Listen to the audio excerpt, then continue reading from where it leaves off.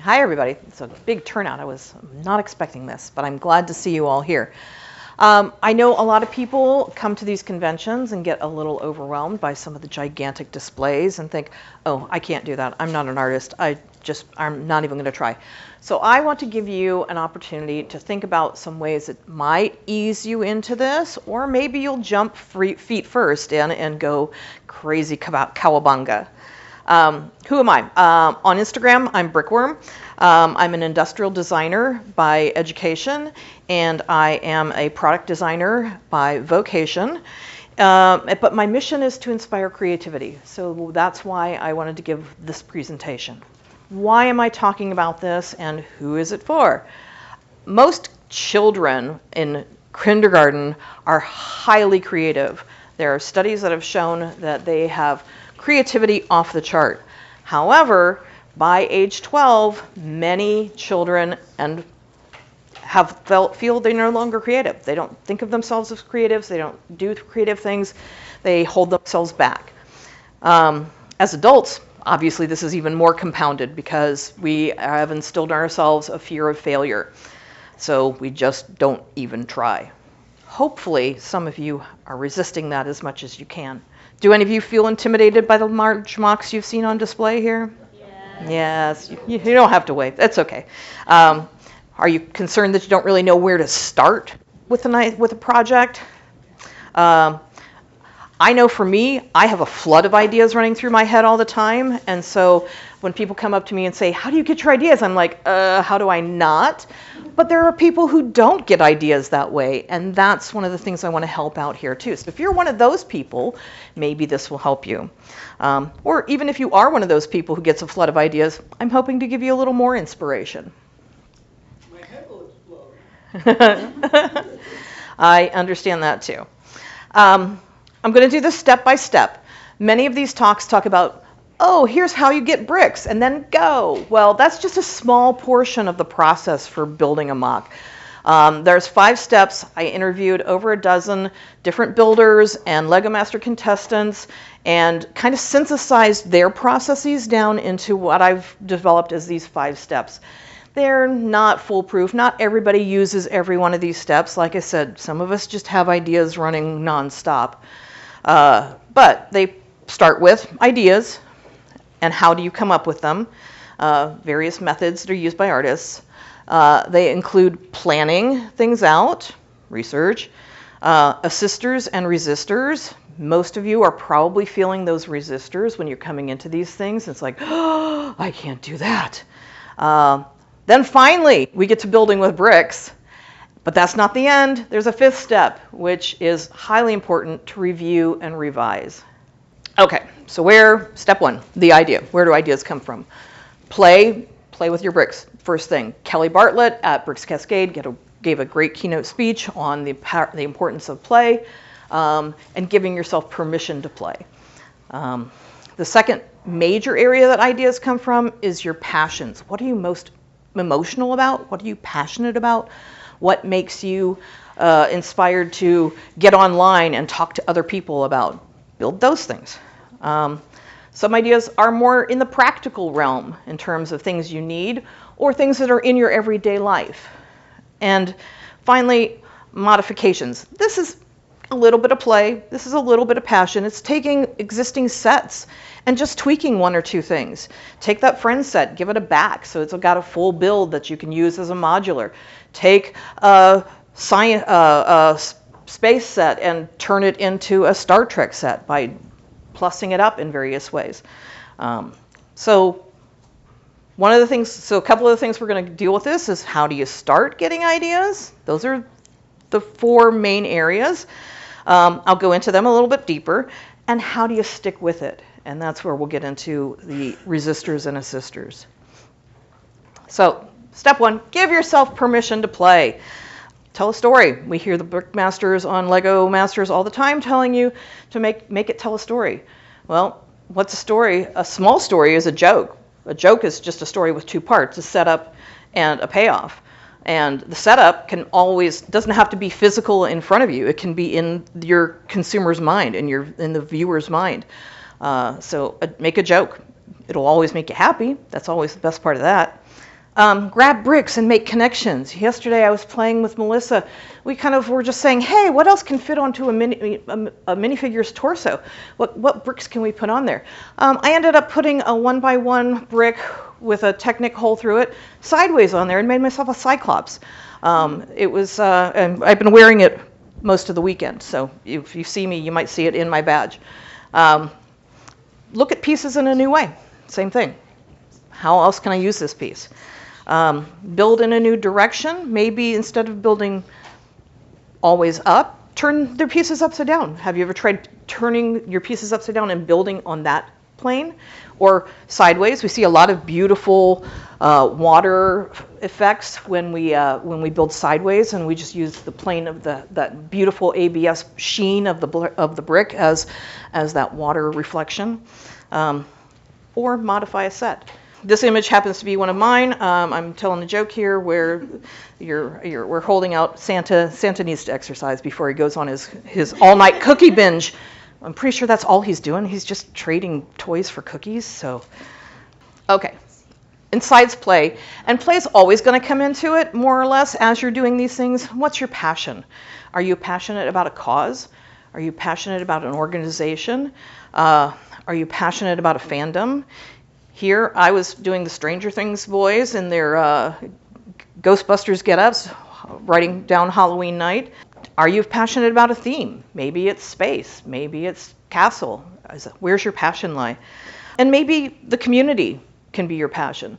Getting together with other builders, collaborating, competing, entering contests. This is not an exhaustive list, but there are a ton of social media competitions that are going on either a weekly or monthly or periodic basis that you can get involved in. I wouldn't recommend Shiptember as necessarily being your starting point, since they want you to go 100 studs. But maybe that's your dream too. If that's what you're passionate about, you'll stick with it. So these are a lot of fun, different social media campaigns. There are a ton of other ones as well out there that I'm just not as familiar with. But if you're looking online, these give you a start. And these are usually smaller competitions because they're usually designed to be one day or just a weekly challenge. So, okay. I also mentioned, besides play and passion, the practical. Maybe you want to represent something. Maybe you want to represent your cat. Lego did a nice job of that. Maybe you want to represent your dog. Maybe you want to represent a Tic Tac box. I don't know. Whatever you're passionate about. Do you want to make it life size? Do you want to make it bigger? There's a big, giant rubber chicken in the con hall. Not life size. Maybe you want to make it smaller. Scale model is entirely about making things at a different size. Maybe you want to make it much smaller. You really want to tax yourself and go teeny tiny beyond the small of mini brick or minifig size. But also you can represent things through abstraction. You can represent a mood. You can represent a feeling. You can represent your childhood through abstraction or making things just a little, not necessarily. It doesn't have to mean anything to anybody else as long as it means something to you, and that's because it's art. And there's also the necessity. I've modified my Lego perpetual calendar to hold pencils or to hold notebook paper or other things in there so that, I have it all organized and still get Lego on my desk. One of the better ways to do this is to start small. I love what Mike has done with his haikus. He's got 575 as a story that he's telling. So he's brought in the story. He's brought in something small. He's made it accessible. It's very easy to do. The quilt squares, if you're not familiar with it, WBI and I started this at BrickCon 2020. We started the quilt collab as a way of just making accessible entry point for anybody. And honestly, you're all open to do that collab here at BrickCon each and every year. We will have the quilt out there for you to just decorate a 6x6 square, add to it. It becomes this beautiful array of things that is just fun to do. Easily accessible. I've seen moms come up and say, hey, I could do that with like a girl's sleepover or my kid's birthday party. That's something that's so accessible for you to do. and get involved and start building. But then each of these little squares might tell a story, might tell a joke, might indicate a mood or a feeling. Maybe it's just sunset that you want to portray. Some other things you can do, habitats. Nancy's about to give a workshop on habitats right after this session. Backdrops, which is just a simpler version of a habitat. It could be a backdrop for a minifig. It could be a backdrop for a bigger figure. Brick sketches make really good backdrops as well. So you don't have to build in 3D. You can build in 2D. All of these things are available to you. But starting small can lead to something very, very big. I'm pointing here like but they're over there. So bear with me. Okay, so maybe now you have an idea, or maybe you have a glimmer of an idea. But before you get the bricks, once you have an idea, there's still other steps that have to take. You want to do research. You want to, if you're going to represent a thing, you want to photograph that thing. You want to know what that thing looks like. It's very hard to build a rubber chicken if you don't know what a rubber chicken looks like. You might end up with an egg. That's not bad. Web search. Look at existing sets. See what somebody else has done. They might inspire you. They might tell you that, oh, this is very hard to do. They might show you that this is very easy to do.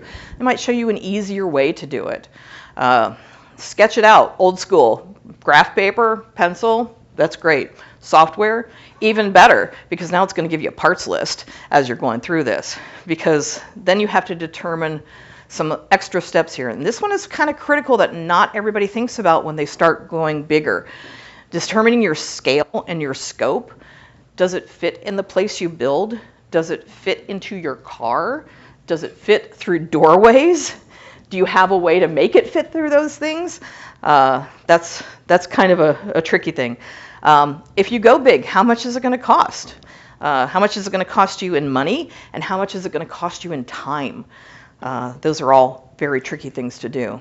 Amassing materials, knowing where you have access to materials is important, but also developing your skills. And some of that can just be by building sets. You don't have to build MOCs all the time. Building sets is a completely viable way to enjoy the Lego hobby. But every time I build a new set, I find some new skill that I didn't know happened in there. It's like, oh, I didn't know I could use that to do that crazy thing. I love it. And sometimes those feed into those millions of ideas that are running through my brain. Okay, if you have the bricks and the idea, now what's stopping you? This is where everybody always puts on the brakes. Great, I've got this wonderful idea. I even have the bricks to do it. I don't feel like doing it. I don't have the experience. I don't have the time. It's overwhelming. There's so much to do. Nobody said I could do this. They certainly don't think I can do this. They think, everybody around me thinks Lego is a stupid hobby. I'm playing with kids' bricks. What in the world am I doing?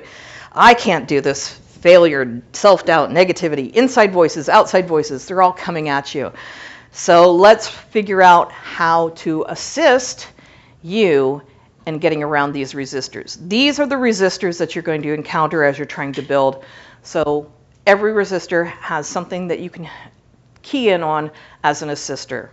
So first off, experience. I don't have the experience to do this. I haven't been doing this as long as some of these people. Wayne's been here forever. I can't possibly compete with him. Practice. Just practice. Build. It doesn't have to be MOCs. MOCs are helpful because you start developing your own style. Learn from other builders. Find out what they do. Find out how they're building these things. And learn from those sets that you're building. Motivation. Oh, this one's key. Do your passion project. Don't do somebody else's project just because that's the thing that's hot and new. We don't need another mushroom house. Unless that's what you're really passionate about, then build a mushroom house. But, that's okay. These are the things that are going to help you get past that motivation moment. In addition, time. I don't have the time for this. It's overwhelming. I can't do anything big. Well, scale it down.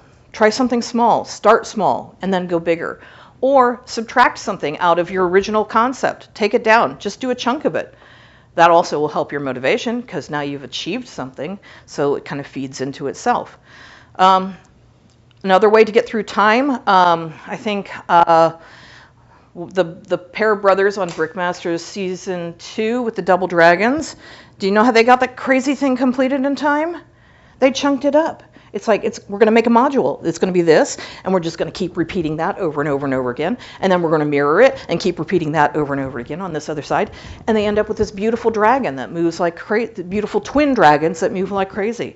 They chunked it up. They multiplied. They divided it down into smaller sections that were repeatable. Does that make it easier for you? It might. Lack of support. Oh, those external voices. Oh, how many of us have had anybody in their lives think, you're kind of crazy for building with Lego? What kind of a hobby is that? Really? Is that what you're doing with your money? Well, first of all, I'm going to give you this. Lego is an art supply, and it is the art supply that you can use over and over and over again, and don't let anybody else tell you differently, because diamond painting? Come on, people are doing that with their money.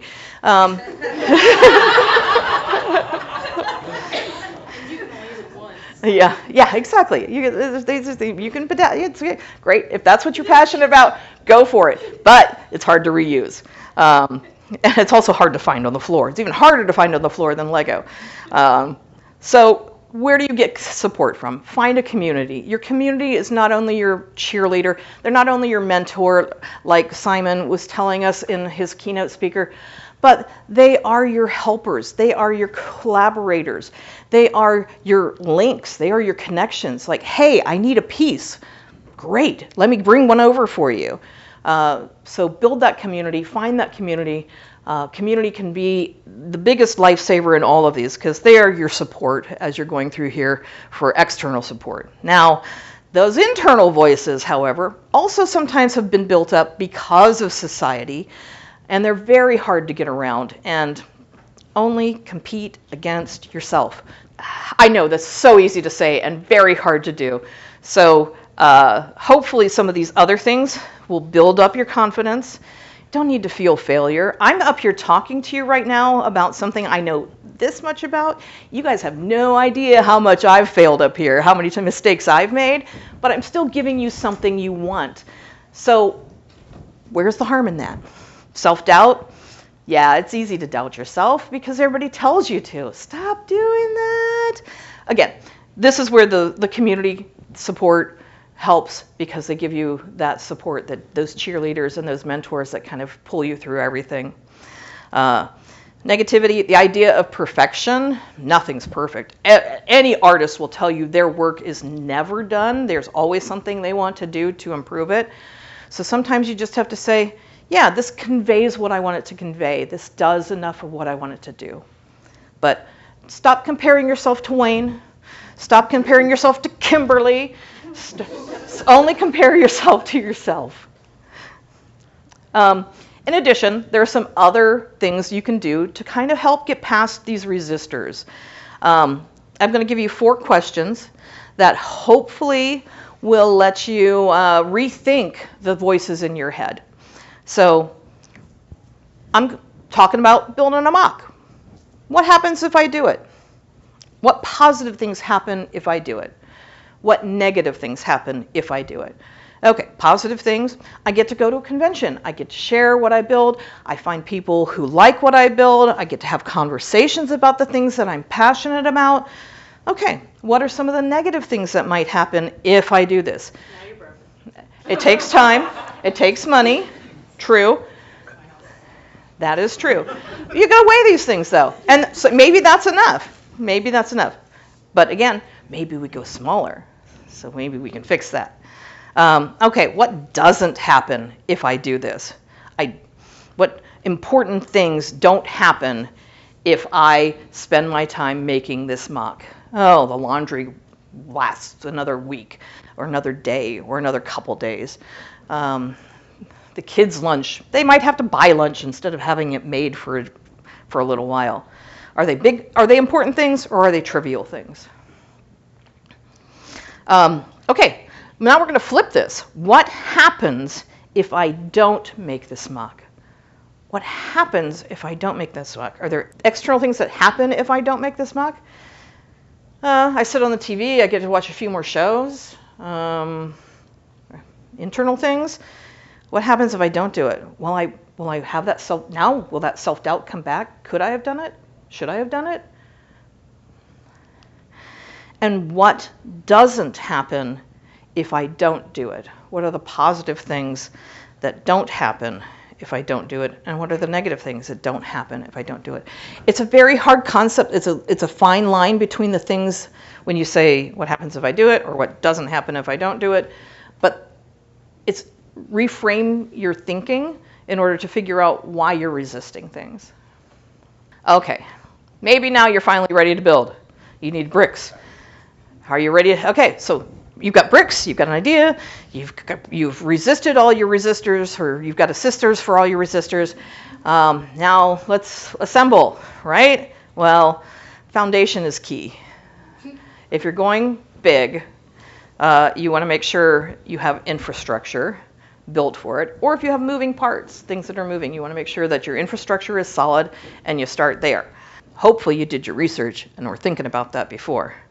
If you're building a house or buildings, you want to start at the bottom and work your way up. You want to start with your support structure. That might include things that are hidden from sight. Again, infrastructure. It might be Duplo that you're using in order to support some of these things. It might be other things. But for characters, most humans, you look at a face and that's the recognizable part. And if you did nothing else with the body, they'd still recognize who you were putting together. So oftentimes you want to start with the head or the face of a figure or a character, and because it's easier to adjust the body to scale. So it's kind of backwards from building a building because you want to start with the head. You want to make sure you get those details right. Because the nice thing about starting with the head too is if I just make a head, MOC might be done. All right, I want to keep going. Okay, so we get to a bust figure, shoulders and head. Okay, that's still a viable MOC. Can I get to a full size? So you start with the thing that's going to make you more successful as you go along too. All right, you've assembled Lego. Are you great? What was step 5? Anybody remember? Review and revise. All right, for those of you who were in my previous talk about principles of design, you'll recognize some of these terms. Okay, am I happy with my work? Is it balanced? Does it emphasize the things I want to emphasize? Is everything proportional? That's tricky sometimes. Is everything unified? Can I make any part of it better, stronger, more portable? And then maybe where do I want to show this work? Is this something I'm just aiming for friends? Is this something I'm aiming for online? Is this something I really want to get into the Lego house and impress Stuart with? Well, these are the things you have to kind of keep in mind as you're going through. Are you not sure what's wrong? So here's another tool I'm going to give you. It's called Scamper.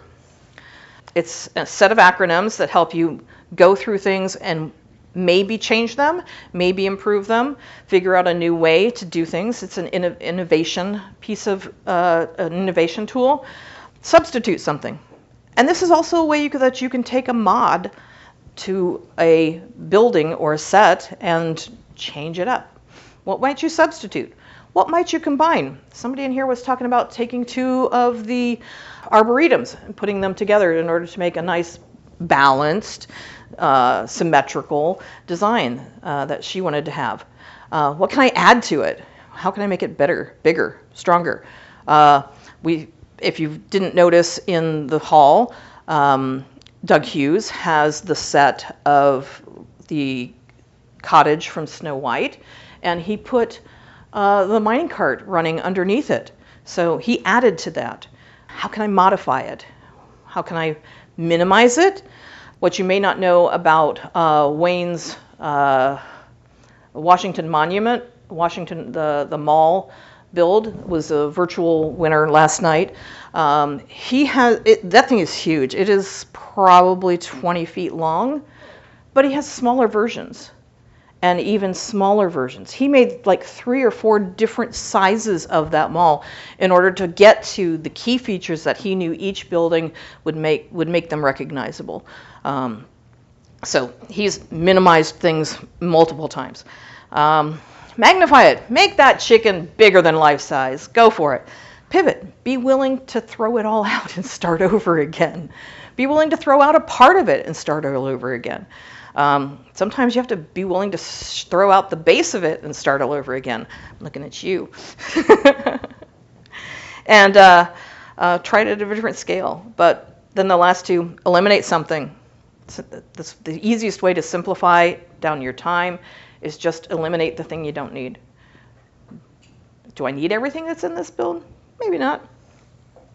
And then maybe rearrange it. Is this the best orientation for it?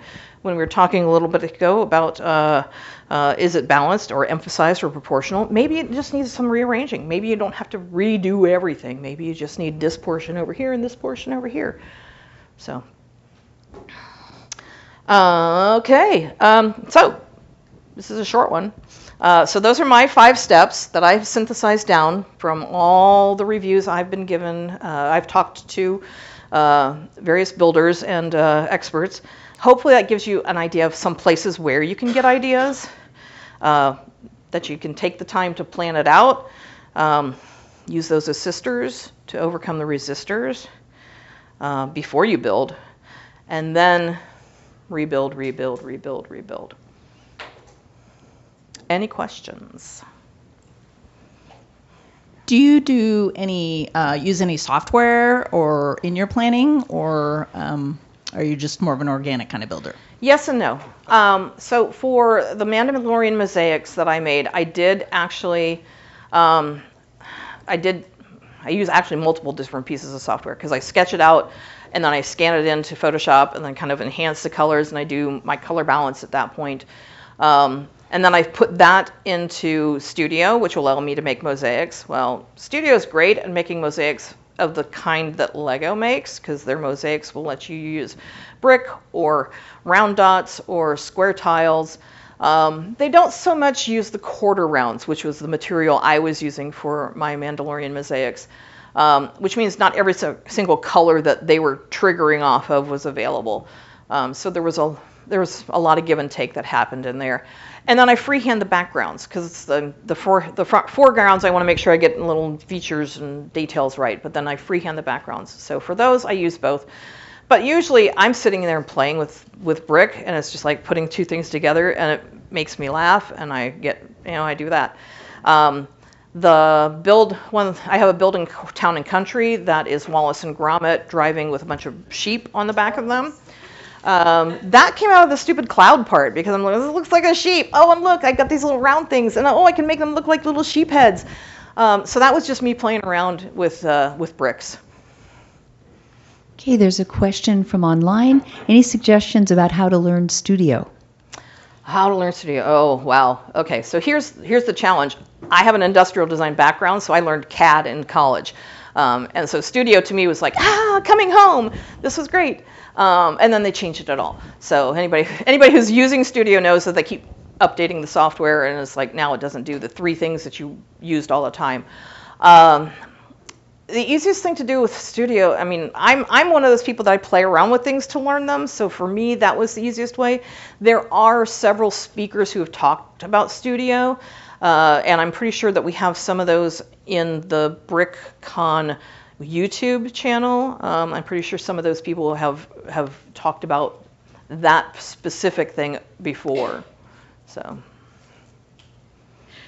I am just wondering, for somebody who I won't name, it's probably not me, who builds at home, and I enjoy making my own little silly things, but I'm not sure where I fit in here, because getting that to actually come to the convention is, I think it's cool. I enjoy it, but in terms of sharing it with everybody, where do I fit in on, where's my problem? Where's your problem?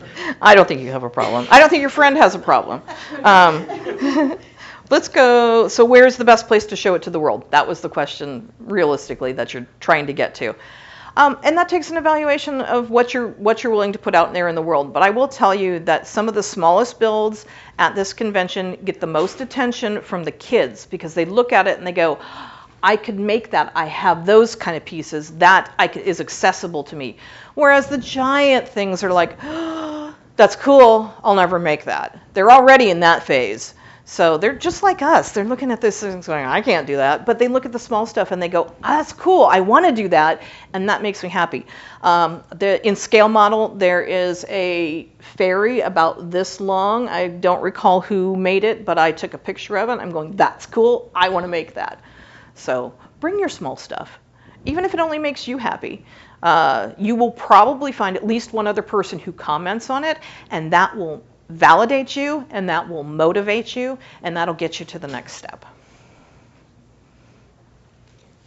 So I don't have a question so much as a comment towards the question, the online question, because I recently tried Studio for the first time myself. Excellent. And my experience was, Boone's Bricks on YouTube. He does, Boone from Lego Masters, does a really great tutorial, walks through a simple build and does stuff like that.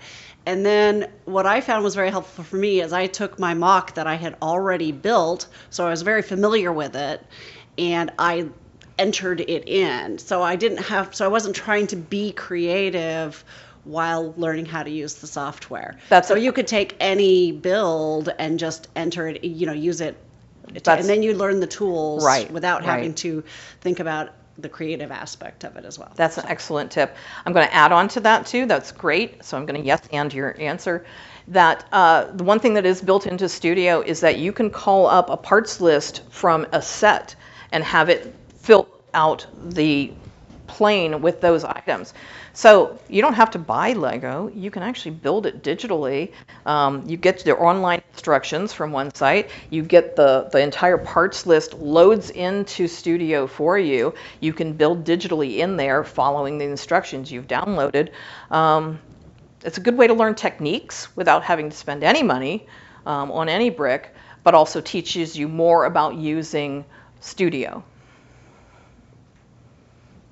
Anything else? Well, I thank you all. You've been lovely.